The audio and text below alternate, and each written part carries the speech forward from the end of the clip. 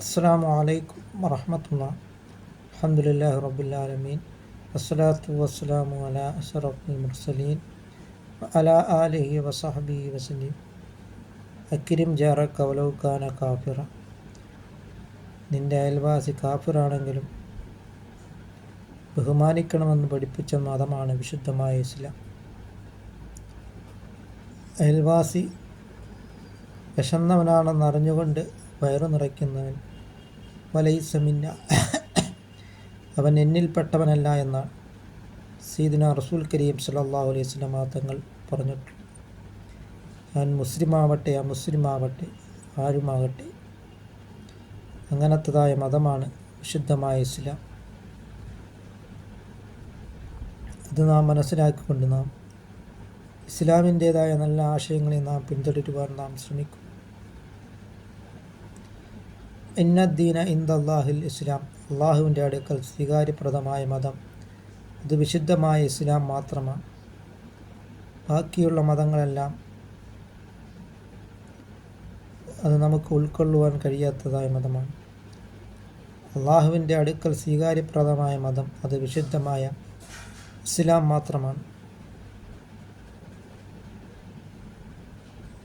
ലക്കും ദീനുക്കും വലിയ ദീൻ എന്നാണ് വിശുദ്ധമായ ഇസ്ലാം തന്നെ പഠിപ്പിക്കുന്നത്. മറ്റു മതക്കാരെ ആക്ഷേപിക്കുവാനോ അവരുടെ ആരാധനാ ദൈവങ്ങളെ കുറ്റം പറയുവാനോ വിശുദ്ധമായ ഇസ്ലാം ഒരിക്കലും പ്രോത്സാഹിപ്പിക്കുന്നില്ല. ഒരിക്കൽ ഒരു അവിശ്വാസിയായ ഒരാൾ ഉമറുൽ ഫാറൂഖ് റളിയല്ലാഹു തആല അൻഹുവിനോട് വന്ന് പരാതിപ്പെടുകയുണ്ടായി.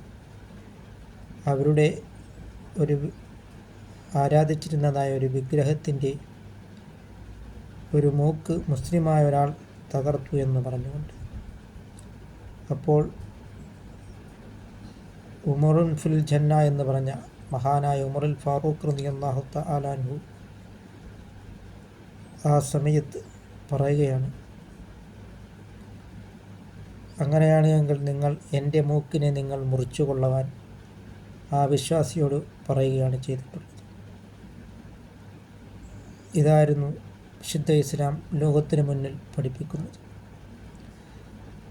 നബി സല്ലല്ലാഹു അലൈഹി വസല്ലം തങ്ങളോടൊപ്പം നാളെ ജന്നാത്തുൽ ഫിർദൗസിൽ അല്ലാഹു തആല നമ്മളെ ഉൾപ്പെടുത്തുകയും ചെയ്യുമാറാകട്ടെ.